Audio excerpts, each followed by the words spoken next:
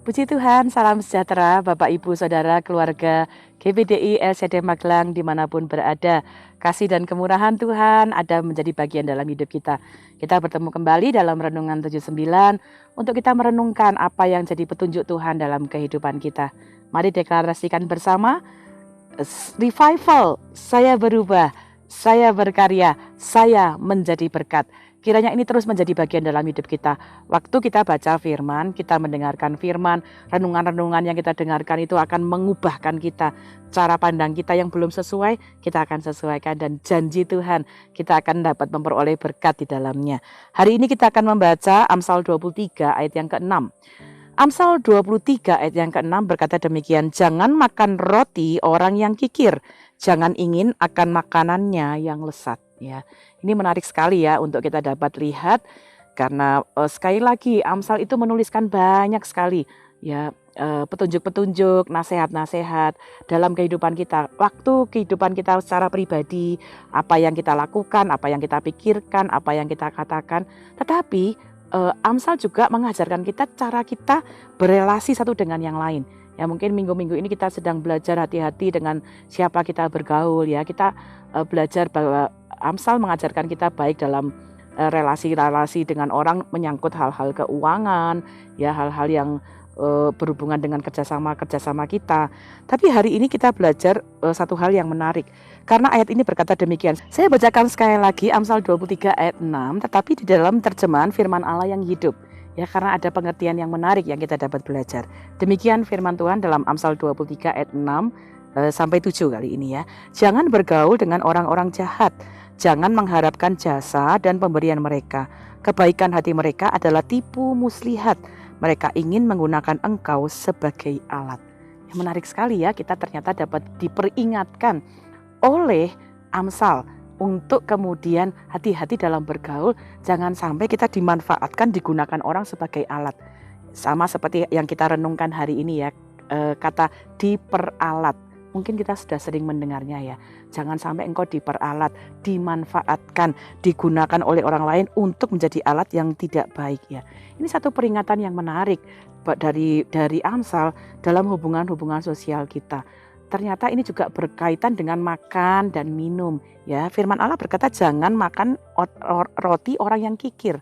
Ya mungkin saya dapat menyelaraskan dengan apa yang akhir-akhir ini mungkin sudah sering kali Bapak Ibu juga lakukan, ketemu dengan teman-teman lama, kemudian ada bahasa anak sekarang teman nongkrong, minum kopi, kemudian melakukan aktivitas pergi healing bersama-sama ke satu tempat, ngobrol-ngobrol bersama teman-teman bisnis kita dan sebagainya ya.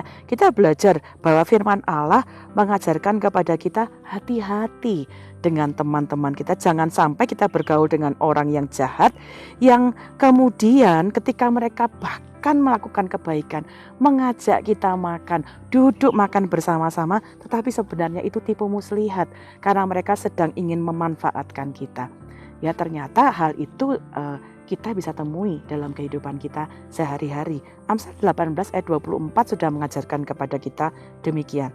Ada teman yang mendatangkan kecelakaan, tetapi ada juga sahabat yang lebih karib daripada seorang saudara. Jadi hari ini kita belajar ya, firman Allah sudah memberitahu kita jangan sampai kita kemudian dalam kegiatan kita, pertemanan kita justru dimanfaatkan oleh orang-orang yang punya hati yang jahat. Kita berteman dengan orang-orang yang ternyata memanfaatkan kita untuk melakukan hal-hal yang tidak baik ya. Nah karena itu apa yang dapat kita belajar? Kalau Amsal berkata jangan makan roti orang yang kikir, jangan ingin akan makanannya yang lesat. Ada beberapa hal yang kita bisa pelajari. Bagaimana supaya kita tidak kemudian dimanfaatkan, kita tidak diperalat oleh orang-orang yang ada di sekitar kita, oleh teman kita, oleh teman bisnis kita, oleh teman nongkrong kita ya, atau orang-orang yang ada di sekitar kita. Saya ingin kita lihat ada dua rahasia yang kita penting sekali untuk ketahui. Yang pertama, kalau kita tidak ingin menjadi orang-orang yang kemudian mengalami tipu muslihat dari orang lain kepada kita, tetapkan batasan dalam hidup kita. Ada 2 batasan yang penting yang kita perlu lihat. Pertama, batasan jawaban. Apa maksudnya dari batasan jawaban? Jadilah orang yang punya batasan memberikan jawaban. Artinya begini, tidak selalu kita harus menjawab iya untuk permintaan orang. Tolong saya ya lakukan ini ketika itu sesuatu yang tidak jujur. Ketika ada orang yang meminta kita untuk melakukan sesuatu yang bukan sesuai dengan kehendak Tuhan, kita harus berani berkata tidak. Maaf ya, saya tidak bisa memenuhi permintaanmu. Kalau ada permintaan-permintaan ya yang orang berikan kepada kita, bahkan mereka kemudian mengajak kita makan, menjanjikan kita punya keuntungan, ya menjanjikan kita mendapatkan keuntungan, tetapi dengan cara-cara yang tidak sesuai dengan firman Tuhan, dengan cara-cara yang merugikan, dengan cara-cara yang berisi penipuan, mari kita punya batasan untuk berkata tidak terhadap permintaan-permintaan ini. Itu akan menolong kita menjadi orang yang tidak dimanfaatkan, tidak diperalat oleh orang lain. Kenapa? Kita punya sikap. Kita tahu ini nggak sesuai dengan firman Tuhan. Itu sebabnya kita penting perlu tahu ya bahwa dalam hidup ini tidak semua hal itu bisa kita ikuti sesuai dengan keinginan kita. Tapi ada batasan-batasan yang firman Tuhan berkata itu tidak boleh. Itu tidak boleh kita lakukan. Itu tidak boleh kita pilih. Jadilah pribadi-pribadi yang kemudian berani berkata tidak, punya batasan yang jelas. Ya, tidak selalu berkata ya, tapi berani mengambil sikap untuk hal-hal yang tidak sesuai dengan kehendak Tuhan. Sehingga tidak semua permintaan teman kita, meskipun mereka teman baik, kita dapat penuhi. Ya, sekali lagi kalau itu permintaan yang tidak berkenan, kita berani menolaknya. Kedua, berilah batasan yang sangat jelas terhadap pergaulan. Ya, kita sudah belajar banyak firman Tuhan berkata kepada kita, ya pilih teman kita dengan baik. Bukan berarti kita kemudian memandang rendah orang lain, tidak. Tetapi firman Allah sudah memberitahu kita, ya dalam banyak ayat firman Tuhan, orang-orang yang kita izinkan dekat dengan kita, memilih kita, berteman dengan kita, akan mempengaruhi kita. Ya, batasan dalam pergaulan kita. Mazmur 1 ayat 1 berkata begini, jangan kita berjalan dengan orang fasik. Jangan kita berdiri dengan orang berdosa, jangan duduk dengan pencemooh. Ya, orang-orang yang kita pilih untuk nongkrong bersama, untuk duduk bersama, untuk kita berbagi pikiran kita, beri batasan pergaulan-pergaulan. Ya, kalau ada pergaulan-pergaulan yang kira-kira itu akan membuat kita tidak bertumbuh, tidak sesuai dengan kehendak Tuhan. Sejauh kita bisa nasihati mereka, mari nasihati. Tetapi kalau mereka tidak mau kembali ke dalam jalan Tuhan, kita harus punya batasan. Ya, saya tidak boleh terlalu dekat, saya harus jaga jarak terhadap orang-orang yang justru akan mengajak saya jauh dari Tuhan. Amsal 22 ayat 24 juga memberikan kita beberapa petunjuk ya dari banyak petunjuk dalam firman Tuhan. Saya bacakan di antaranya. Amsal 22 ayat yang ke-24. Jangan berteman dengan orang yang lekas gusar. Jangan bergaul dengan seorang pemarah, ayat 25, supaya engkau jangan menjadi biasa dengan tingkah lakunya dan memasang jerat bagi dirimu sendiri. Ternyata kita perlu harus punya batasan supaya jangan kita menjadi terbiasa ya dengan nggak apa-apa bohong, nggak apa-apa nipu, nggak apa-apa berlaku curang, kan sedikit demi sedikit.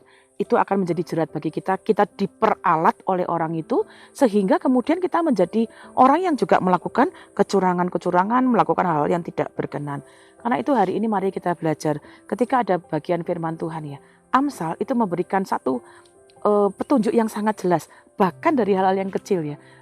Perhatikan kepada siapa kita makan-makan bersama, kita nongkrong bersama. Jangan duduk makan dengan orang-orang yang kikir, yang matanya jahat, yang pemikirannya jahat, yang penuh dengan tipu muslihat. Ya, karena itu kenali baik-baik teman-teman kita, kenali baik-baik orang-orang yang dengannya kita pergi bersama, kita duduk bersama, supaya jangan kita menjadi terbiasa dengan apa yang mereka lakukan ya. Amsal 13 ayat 20 berkata demikian. Siapa bergaul dengan orang bijak menjadi bijak, tapi siapa berteman dengan orang bebal menjadi malang. Karena itu mari belajar memilih orang-orang yang kita jadikan teman kita.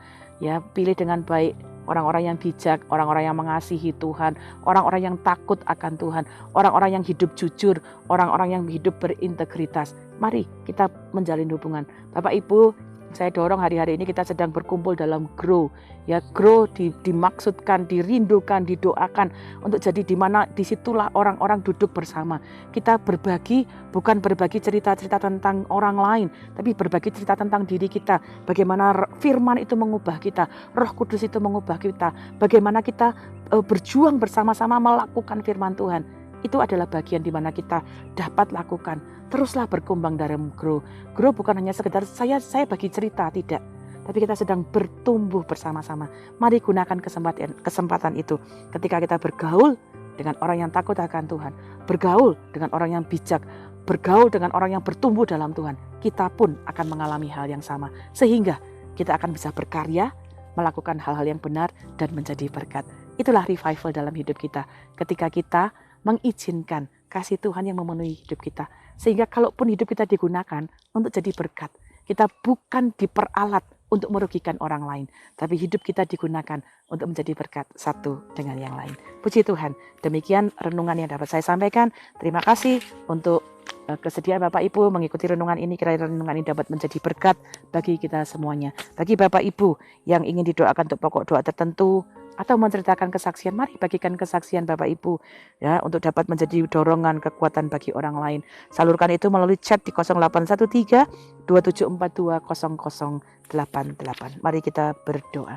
Bapak, kami mengucap syukur untuk peringatan firman-Mu. Kami berhati-hati dengan siapa kami bergaul, dengan siapa kami duduk, dengan siapa kami menghabiskan waktu kami. Tolong kami untuk dapat memilih orang-orang yang takut akan Tuhan, orang-orang yang bijak, orang-orang yang dapat berintegritas dengan baik. Dan kiranya Engkau juga menolong kami menjadi pribadi-pribadi yang bijaksana, sehingga setiap orang yang bergaul dengan kami pun memperoleh berkat, memperoleh kekuatan, bertumbuh bersama di dalam Engkau. Berkati keluarga GPDI El Shaddai Magelang, supaya setiap keluarga adalah keluarga yang saling memberkati, membagikan hal-hal yang sesuai dengan firman-Mu. Setiap rekan bisnis, rekan kerja, rekan apapun dimanapun kami berada, yang kami bagikan adalah firman-Mu, yang kami bagikan adalah kebenaran-Mu, sehingga dimanapun kami berada, kami dapat jadi berkat. Tolong kami beri keberanian untuk menolak hal-hal yang bukan dari Engkau dan melakukan hal-hal yang sesuai dengan kehendak-Mu. Tolong kami untuk dapat membuat batasan-batasan yang baik, berani berkata tidak untuk tawaran-tawaran tidak sesuai dengan kehendak-Mu. Tapi kami pun dapat membuat batasan-batasan yang baik dalam pergaulan kami. Terima kasih Bapa. Kami mengucap syukur untuk kasih dan kemurahan-Mu. Diberkatilah dia yang datang sebagai Raja, dalam nama Tuhan, damai sejahtera di surga dan kemuliaan di tempat yang maha tinggi. Di dalam nama Tuhan Yesus Kristus, kami mengucap syukur dan berdoa. Haleluya. Amin.